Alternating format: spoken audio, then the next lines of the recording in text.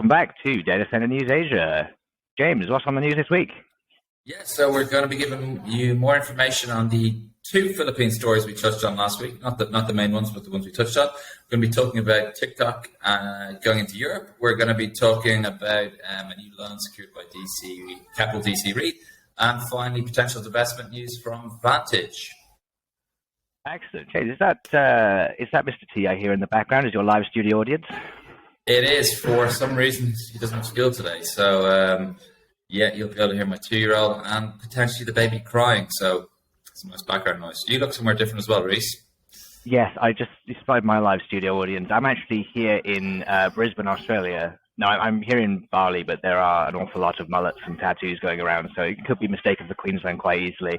So my apologies. I was hoping to be back in the office, and we won't be back in your office next week either because you're in Japan. Yeah, Japan next week. I will be, the usual time we do the roundup, I will be doing a tour of Airtrum's Talk 1, actually. Ooh, exciting. One of the flagship facilities of Tokyo. I look forward to the photos. I'll be sticking them up on the screen. Yeah, but we've got, is it 26 facilities we're seeing next week? And then Osaka the week after. So, yeah, a lot of Japanese data centers next week. Do you have time for any more meetings, or are you jam-packed? Pretty jam-packed, actually, but if someone really wants to meet, well, drop me a PM and I will see what we can do. All right, let's get back to the Philippines, shall we? So you touched on this story last week. You mentioned actually that there was a couple of American companies who have been meeting with the president of the Philippines, Ferdinand Marcos Jr., but this week it actually came out whilst I was producing the video last week. So last Friday, the story dropped, but this is the press release from the president's office. And it turns out the two parties concerned are Endec Development, who are a Philippines, Manila-based construction company, and Diode Ventures, which is the development arm and investment arm of Black Veatch. Yeah, so not a huge amount more to add about this, but just also some of the names of the companies involved. I think last week we did mention that it was going to be to the north of Manila. Yeah. So we now New Clark City, which I believe is about 100 or so kilometers north of I guess, the Makati area. No, not much more needs that has to be said than that. Like, I don't think they gave any information on the facility sizes or anything like that. But yeah, just the two names of the entities involved may be useful for people. Yeah, well, our eagle-eyed viewers will remember Diode Ventures had a fleeting mention last November as part of the Solar Sado data center city project in Korea. This is with the Korean government there. It's a huge campus they're supposedly building in the southern part of South Korea.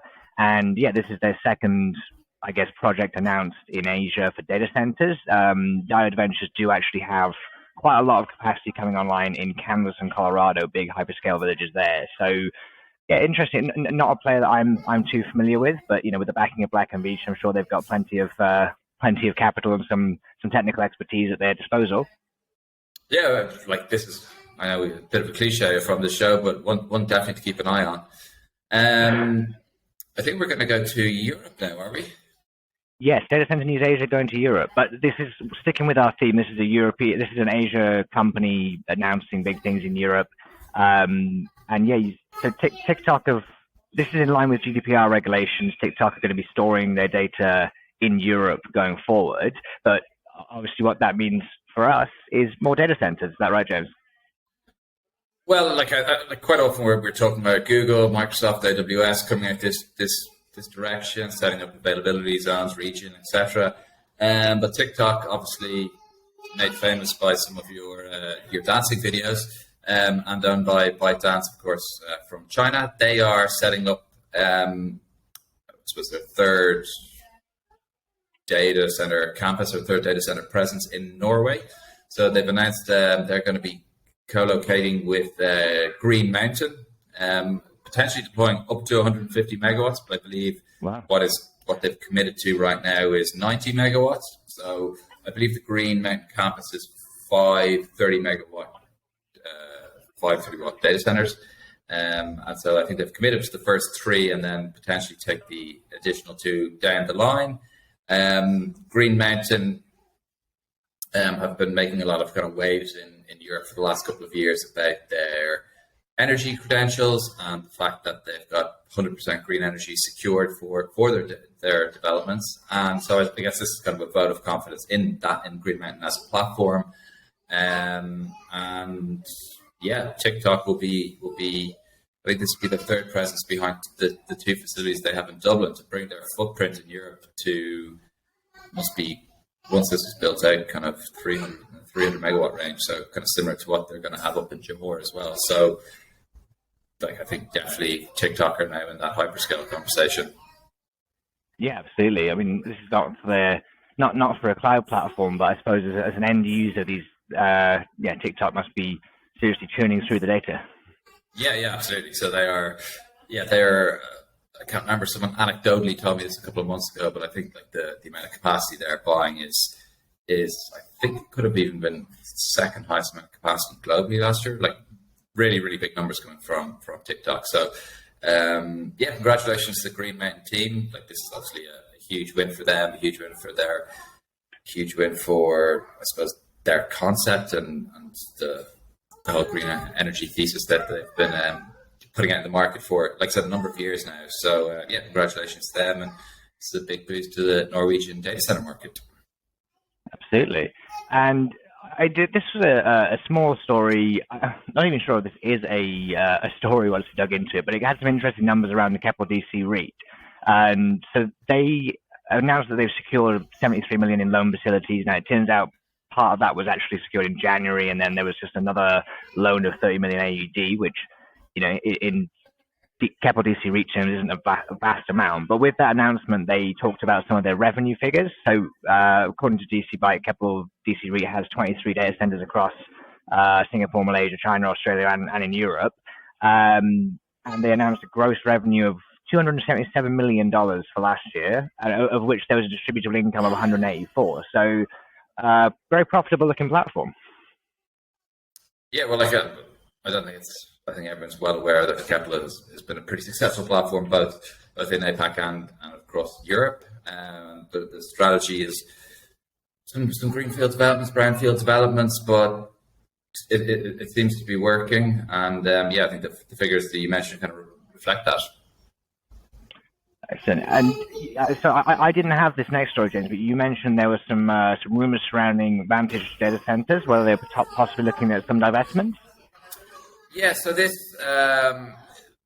maybe more market speculation rather than a concrete news story right now, but there are reports that DigitalBridge are looking to divest some elements of Vantage.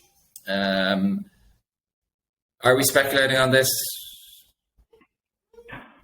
I'm interested in the language there. Did it say that DigitalBridge were looking to divest it? Because their ownership stake at this point is a minority, so it's whether they may even be selling things back to Vantage. Who knows? No, but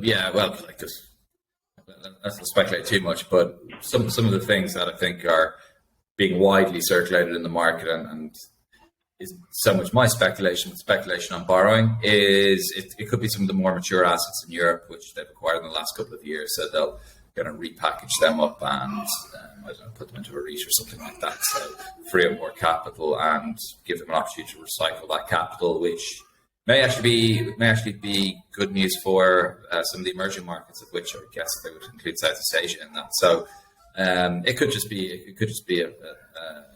be done recycling capital to take it out of some, like I said, the mature assets which have probably fully leased at this stage into LATAM or indeed Southeast Asia. They have a big campus near my hometown. It's actually in Newport, but it's only about 10 miles from where my parents live. I've been looking to get on the local property market. Maybe maybe a hyperscale data center could be better than a student flat. Yeah, well, nice ambient temperature for which to live in. So maybe go for it.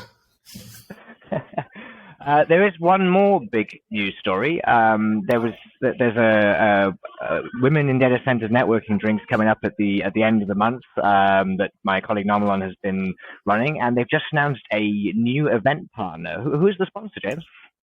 Well, it's a very, very prestigious company who are all about promoting quality in the data center space. It is, of course, DC Byte. Well, we'll be joining and supporting yourselves on Direct Line. Excellent. Well, I'll be excited to have you on board. I thought it's a really good idea from Nolan and Catherine. It's good to have Haley and the girls on board. I think I was commenting it's the social scene for data centers in Singapore is men's night pretty much every night of the week. So it's nice to actually have a dedicated networking event and to get people together. Yeah, especially on this month as well. Yeah, I'm sure we'll have the details on this post, but it's 30th of March, right? That is correct. Yes, it's calling all women in data centers. And I'm specifying that as women because we've had lots of inquiries. It's a specific event. Yeah, well, good. If you're watching this and you would like to join, do get in touch with Nomalin, Haley, or indeed Catherine, and we can register. It's a very, very casual evening, as I understand it, just a chance for people to just network and I suppose exchange ideas and find out what everyone's doing. Fantastic. Well, it sounds like your studio audience is going wild, James. So this has obviously been a resounding success of a news report. Yeah, well, they like what they hear. Like, get them started on the DC industry young, and they'll be flying by the time they're 20s. Infants in data centers. Probably can't have a drinks event for that. No, but maybe a play day could be on the cards. Maybe not too soon. We don't want it to clash with the other event, but maybe April, May time. Toddlers and data centers, yeah. Excellent. If you've got an infant who's keen on digital infrastructure or indeed tech real estate of any kind, drop it in the comments. Please don't post pictures of your babies on LinkedIn, but other than that, you can get involved and we'll see where the play date goes. Unfortunately, I'm staying out of that myself for a couple of years, hopefully. Well, that's probably wise of you to do that. Anyway, I think that's everything for the week, Rhys. That is. Thanks for joining me. Thanks for coming on, James. And I'll look forward to seeing your Japanese backdrop next week. Hopefully, you can get Mount Fuji in the picture. I'll see what I can do. All right. Cheers. Happy Friday. Thanks, everyone. Bye.